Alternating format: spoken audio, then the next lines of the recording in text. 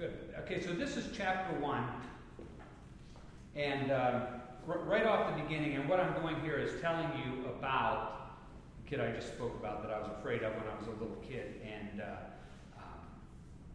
how things are going to pan out for the rest of the book. P.D. Sanchez was a troubled human being, a stew pot of mental, emotional, and psychological problems manifested in the body of a wild-eyed 17-year-old who cursed and made screeching bird noises as he rode around town on a lime green spider bike with fluorescent pink streamers flying out from the handlebars. Mothers could never relax when Petey was in the neighborhood. He had been banned from every backyard in town, but that didn't stop him from pedaling through the alleys and around the blocks, watching, staring, circling like a wolf on the lighted fringes of an encampment. Occasionally, an angry mother would shoo him off with all the gentleness normally reserved for stray curs. "Get out of here, Petey. Go on. Go home." He would scream like a wounded raptor and flee, only to return a short time later, circling from a safer distance, pedaling and watching. Crystalton was less than 2 miles long and only about 5 blocks wide, squeezed hard between the Appalachian foothills and the Ohio River.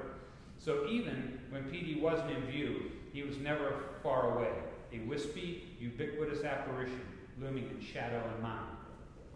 From an early age, I learned the difference between Petey and the other kids who rode the little yellow school bus out of town each morning to the school for the handicapped and mentally retarded in Steubenville. To my mother, most of them were objects of pity. There was a girl who lived down the street from us, Sarah Duncan, a frizzy-haired little kid who was cross-eyed, wore bulky metallic braces on her legs, and struggled to the bus stop every morning, swinging each stiffened leg in an awkward arc. When she passed our open kitchen window, you could hear with each footfall the clack of the steel braces and the squeak of the leather restraints, which would cause my mother to sigh, push an open palm to her breast, and say, "That poor little thing."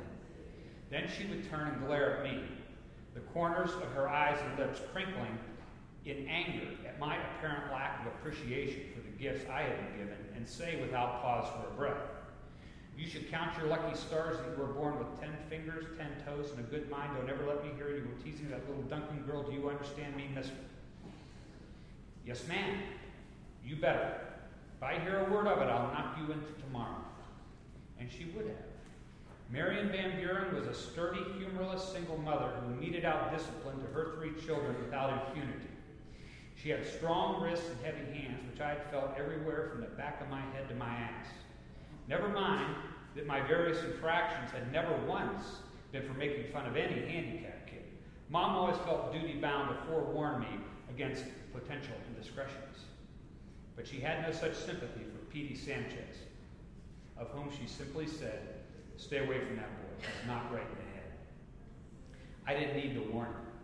From an early age, I had both detested and feared Petey Sanchez and bore a J-shaped scar on my chin that I received in the 5th grade after he shoved a stick through the spokes of my bicycle, locking up the front wheel and sending me hurtling over the handlebars, face first into the asphalt parking lot at the elementary school.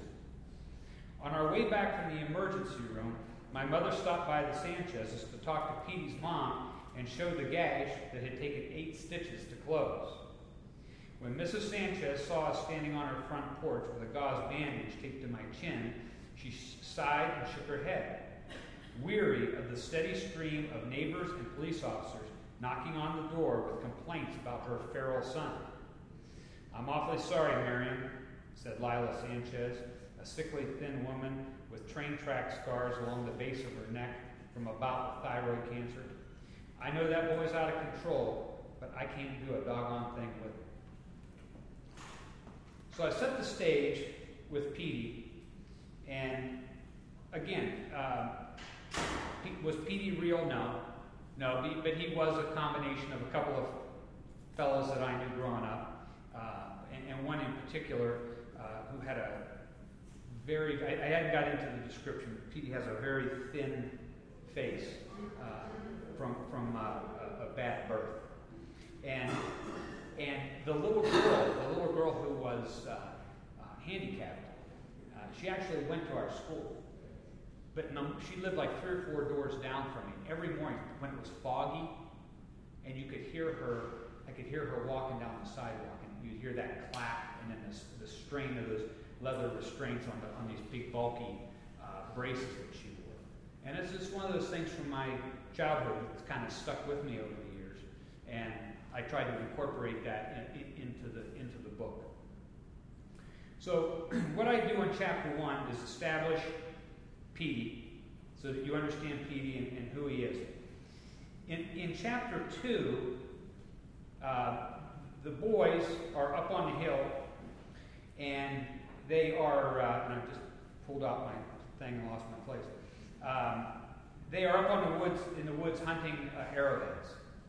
And as they are on their way back down, they run into Petey, who's, for no good reason, is up on the hill. And Petey starts a confrontation with the 4 boys. There is Hutch, who's the narrator, Deke, who is his friend, the Eagle Scout, and then 2 brothers, Adrian and Pepper. Adrian is the same age as Deke and Hutch. Pepper is his brother, 1 year younger. And what has happened is once they get out onto the little flatland, Petey confronts him, and he hits Adrian with a tree limb.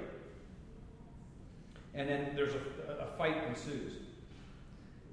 Petey got on all 4s.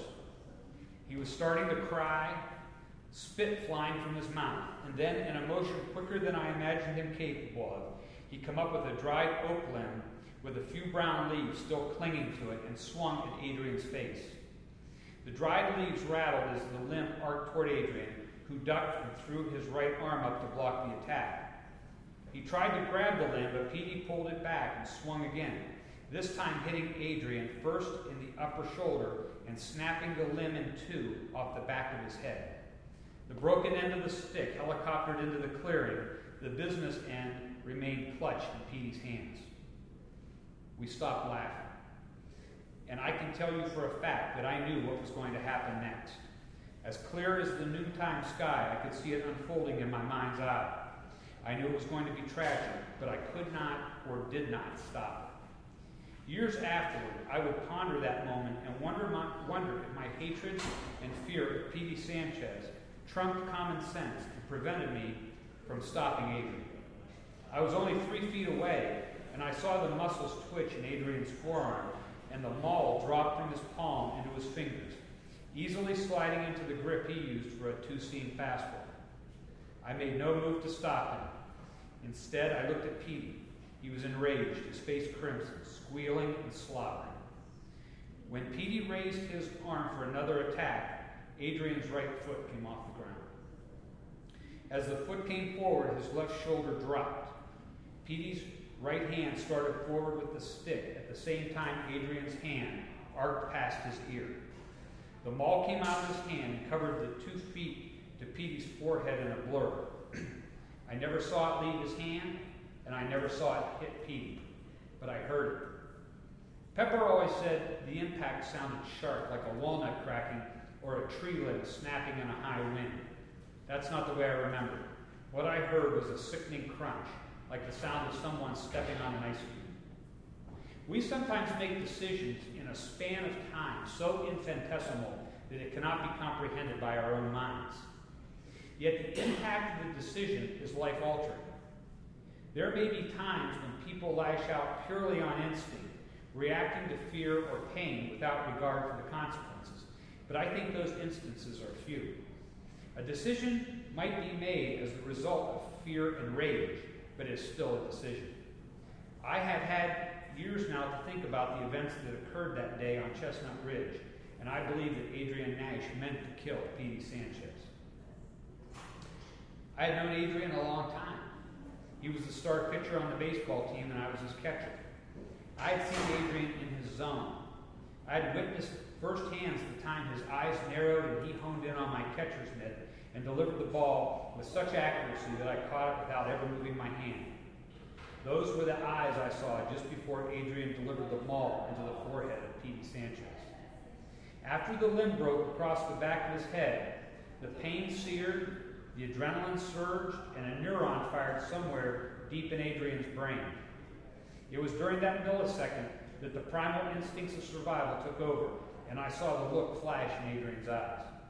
They narrowed, the teeth clenched, and the maul slipped into his fingers.